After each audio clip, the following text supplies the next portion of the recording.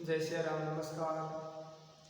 श्रद्धा और सबूरी दो ऐसी चीज़ें हैं जो हमें जीवन में अवश्य रूप से सफल बनाती हैं। निश्चित यकीन मानिए हम जरूर सफल होते हैं। You must succeed in your life, not immediately but definitely. तो इन्हीं शब्दों के साथ हम आज के अपने अगले क्रम में चलते हैं। हम पढ़ रहे हैं सब्जेक्ट वर्ब एग्रीमेंट।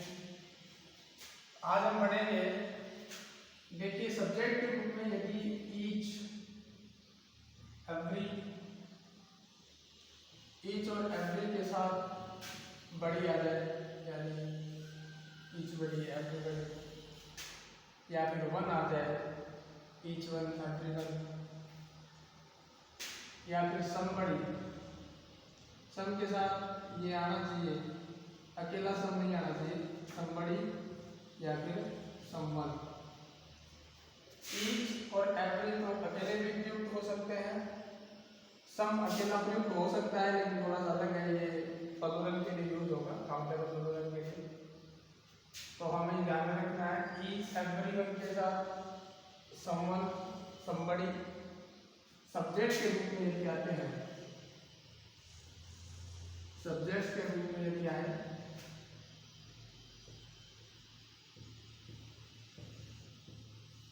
वर्ब्स हैं, सिंगुलर होगी, वर्ब्स आएगी वो सिंगुलर आएगी, क्योंकि ये स्वयं सिंगुलर है, क्योंकि ये क्या है, एक वचन है, ये खुद एक वचन है। हमें पता है कि एग्रीमेंट में क्या होता है, एक वचन कर्ता के साथ एक वचन क्रिया का प्रयोग होता है। एक वचन कर्ता है तो एक वचन क्रिया आएगी। जैसे बात करें ईच वन गेट्स ए प्राइज। अब यहाँ पर देखो ईच वन आया है तो यहाँ पर एस वर्गी क्रिया यानी एक वचन क्रिया आई है। इसी प्रकार someone has informed me, तो यहाँ पर someone आया है, इसलिए यहाँ पर हेल्पिंग वर्ब वो सिंगुलर आई है, यानी हैज का प्रयोग हुआ है। इसी प्रकार और देख लीजिए everybody is waiting for you. यहाँ पर एवरीबॉडी सब्जेक्ट के रूप में आया है, तो यहाँ पर देखो वर्ब भी आई है, वो एक वचन आई है। स्पोर्टिंग करने वाले क्या करेगा, इन वर्ड्स के साथ, इन सब्जेक्ट्स के साथ अगेंस्ट में कोई हेल्पिंग वर्ब, अगेंस्ट में कोई वर्ब दे दे तो वहां पर गलती हो जाएगी। जैसे बात करें somebody are calling you।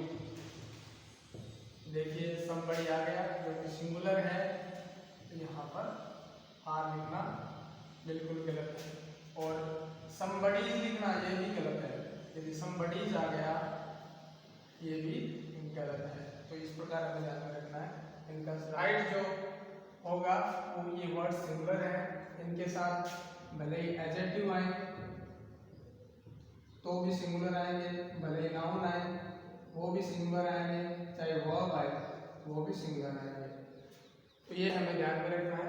Each, every और सम, इनके साथ जो बड़ी वन शब्द आना चाहिए, और यदि नहीं आते हैं तो वो भी एडजेक्टिव आएंगे, नाउन आएंगे, वर्ब आएंगे, वो भी क्या आएंगे, सिंगुलर आएंगे। सम का हमें ध्यान रखना है, सम जो है वो प्लूरल काउंटेबल नाउन के साथ आएगा। यदि सम अकेला सम प्रयुक्त हो रहा है तो ये बहुवचन के साथ आएगा। जैसे सम फ्रेंड्स, सम पीपल, ठीक है, आर माय वेरी क्लोज, तो कुछ भी some people were going there. हमें ध्यान रखना है सम का यदि अकेला प्रयोग करना है तो ये काउंटेबल नाउन के साथ आएगा, वो भी क्या होगी, प्लूरल होगी, प्लूरल काउंटेबल नाउन। लेकिन समबडी का प्रयोग हो जाए, समवन का प्रयोग हो जाए तो ये सिंगुलर है वर्ड, और इनके साथ यदि एडजेक्टिव आएगा वो भी सिंगुलर आएगा, नाउन आएगी तो भी सिंगुलर आएगी, वर्ब आएगी तो भी सिंगुलर आएगी। तो ये हमें ध्यान में रखना है। और सब्जेक्ट वर्ब एग्रीमेंट के तरह इस टॉपिक के आधार पर ये इम्पोर्टेंट वैल्यू है, ये भी हमें ध्यान में रखना है। अगले बात करें हम कि जो वर्ब आती है वो हमेशा मेन सब्जेक्ट के अनुसार आती है। मेन सब्जेक्ट की बात करूँ, कभी कभी क्या होता है सब्जेक्ट ऑफ से जुड़कर 2-3 होते हैं। जैसे वर्ब जो आएगी हमेशा मेन सब्जेक्ट के अनुसार आएगी।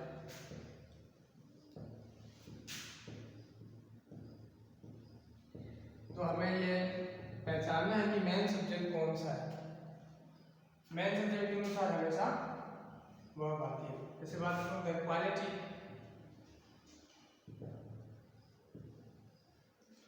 Of these bananas.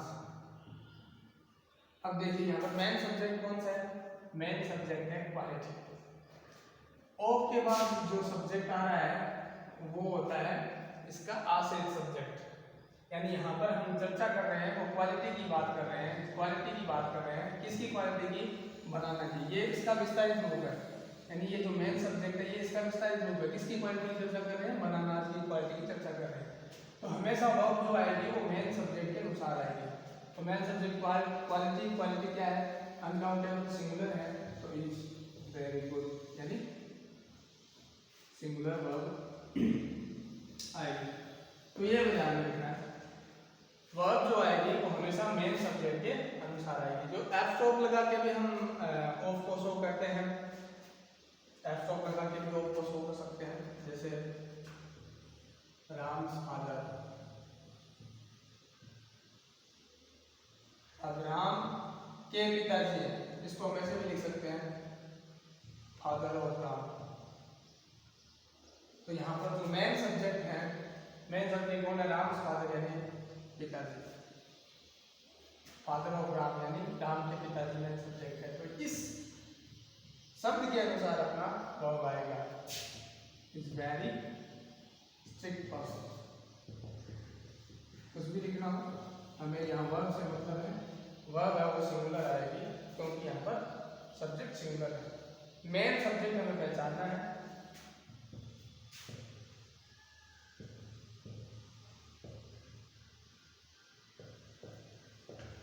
तो हमें ध्यान में रखना है मेन सब्जेक्ट कौन सा होगा, मेन सब्जेक्ट ऑफ के पहले आने वाला सब्जेक्ट होगा। तो यदि एफ स्टॉप आता है तो एफ स्टॉप के बाद वाले सब्जेक्ट को हम पहले रखेंगे, उसके बाद ऑफ लगाएंगे, उसके बाद ये इस प्रकार से क्रम चलता जाएगा। तो ये ध्यान में रखना। इसी प्रकार और उनके उदाहरण की रूप में बात करते हैं। The numbers of boys. अब यहाँ पर देखो ये भी प्लूरल है, ये भी प्लूरल है, तो यहाँ पर वर्ब आएगी तो प्लूरल आएगी, आर इंक्रीजिंग these days। तो ये हमें ध्यान में रखना। चलिए अगला टॉपिक देखते हैं।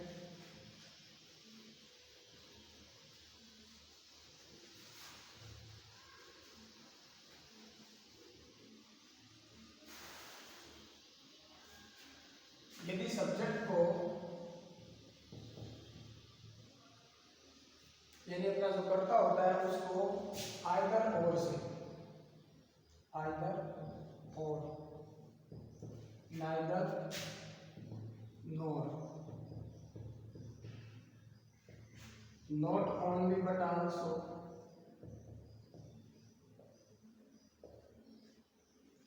इनसे जोड़ा जाएगा। यानी आइदर और से, नाइदर नोर से, not only but also say जोड़ा जाए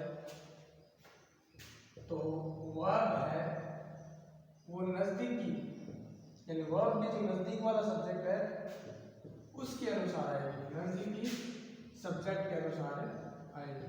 ये हमें ध्यान में रखना है। यानी वर्ब के पास वाला जो सब्जेक्ट होगा उस सब्जेक्ट के अनुसार है वो वर्ब प्रयोग होगी, अनुसार की यूज होगी। जैसे देखते हैं राम और श्याम। अब यहाँ पर देखो राम भी है और श्याम भी है, तो वर्ब जो आएगी वो इस सब्जेक्ट के अनुसार आएगी, क्योंकि ये वर्ब के पास वाला इज माई फ्रेंड। तो आइदर और का मतलब होता है दोनों में से एक, नाइदर नॉर का मतलब होता है दोनों में से कोई नहीं, नॉट ओनली बट आल्सो का मतलब होता है ये भी और वो भी। तो ये हमें ध्यान में रखना है। इसी प्रकार neither Mohan nor his friends are my friends। तो यहाँ पर देखो ना तो मोहन है और ना ही उसके मित्र हैं, मेरे मित्र हैं। तो यहाँ पर देखो जी वर्ब आई है वो उसके नजदीकी वाले, यानी यहाँ पर बहुवचन है ना, फ्रेंड्स, उसके मित्र, तो इसलिए यहाँ पर आर का प्रयोग हुआ है। तो ये हमें ध्यान में रखना है।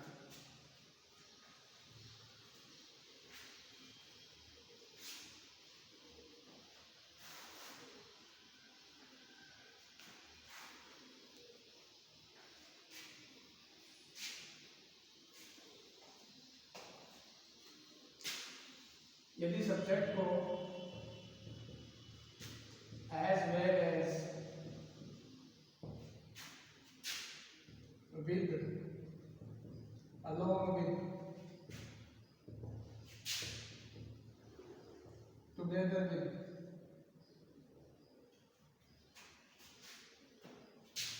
से जोड़ दिया जाए, rather than, और से जोड़ दिया जाए, तो वर्ब जो होगी वो पहले सब्जेक्ट के अनुसार होगी, यानी फर्स्ट जो सब्जेक्ट है अपना, फर्स्ट जो सब्जेक्ट है उस फर्स्ट सब्जेक्ट के अकॉर्डिंग अपनी वर्ब आएगी।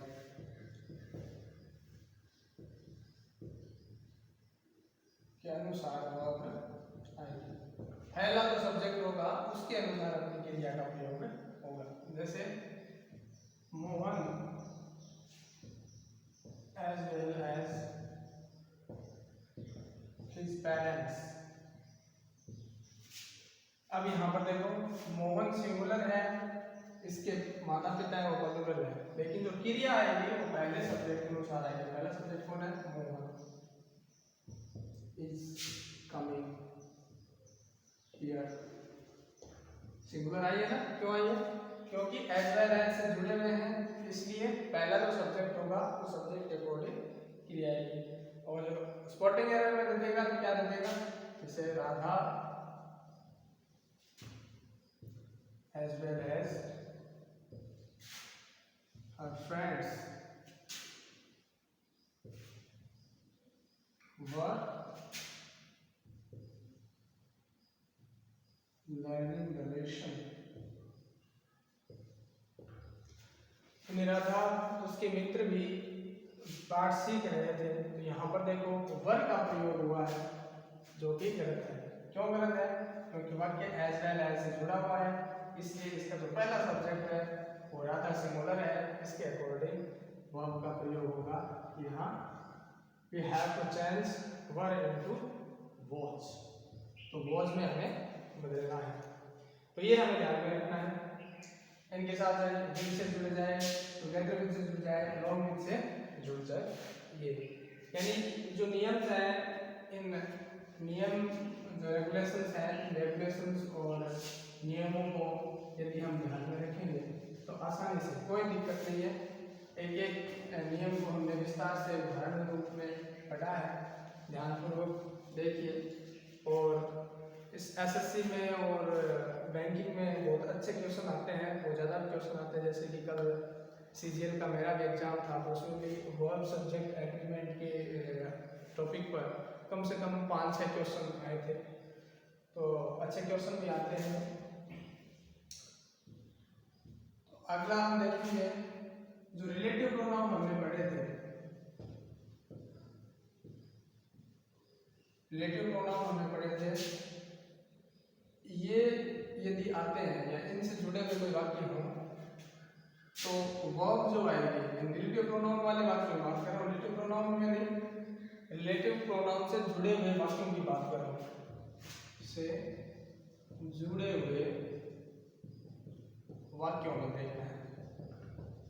वाक्यों में वर्ब जो आएंगे वो रिलेटिव प्रोनाउन के एंटेसिडेंट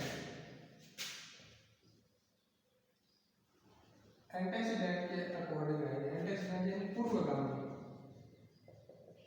यानी रिलेटिव प्रोनाउन के ठीक पहले जो शब्द आएंगे, जो सब्जेक्ट आएंगे, उस सब्जेक्ट के अनुसार अपनी वर्ब आएगी। ये हमें ध्यान रखना है। रिलेटिव प्रोनाउन से जुड़े हुए वाक्य में जो वर्ब का प्रयोग होता है वो उनके एंटेसिडेंट के अकॉर्डिंग होगा, यानी पूर्वगामी जो सब्जेक्ट है, यानी रिलेटिव प्रोनाउन का जो पूर्वगामी कर्ता होगा उस कर्ता के अकॉर्डिंग अपनी क्रिया का स्वभाव होता है। जैसे आई एम नॉट इंदूज हु। अब यहाँ पर देखो आई एम नॉट इंदूज, अब हु का प्रयोग यहाँ पर हो रहा है। ये वाक्य है रिलेटिव प्रोनाउन से जुड़ा हुआ, आगे हम वाक्य और लिखेंगे। तो इसका जो एंटेसिडेंट है वो कौन सा हो गया? पूर्वगामी दूज हो गया।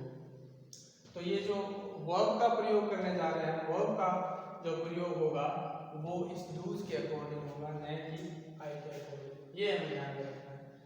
यानी रिलेटिव प्रोनाउन जो प्रयोग होंगे वोट हो जाए, बहन हो जाए, बहर हो जाए, उसका जो पूर्वगामी शब्द होगा, उसके नजदीकी वाला पिछले वाला शब्द होगा, सब्जेक्ट होगा, उस सब्जेक्ट के अकॉर्डिंग है वो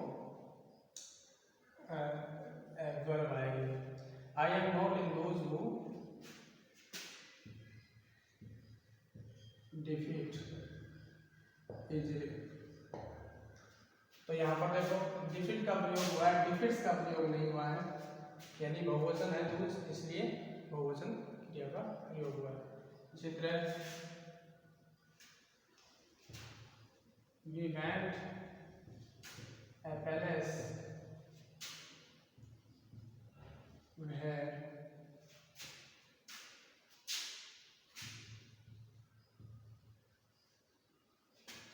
was my school। अब यहाँ पर देखो इस was का प्रयोग किस लिए हुआ है? इस पैलेस शब्द के लिए हुआ है, सिंगुलर है ये, इसलिए यहाँ पर was का प्रयोग हुआ। तो हमें ध्यान में रखना रिलेटिव प्रोनाउन से जुड़े हुए शब्द वाक्य हैं, उनमें जो वर्ब आएगी वो हमेशा उनके एंटेसिडेंट के अकॉर्डिंग आएगी। तो ये हमने सब्जेक्ट वर्ब एग्रीमेंट के अनुसार कम से कम 4-5 नियम हैं और पढ़े हैं, बाकी हम अगले अध्याय में पढ़ेंगे। आई होप सभी ने समझा। धन्यवाद।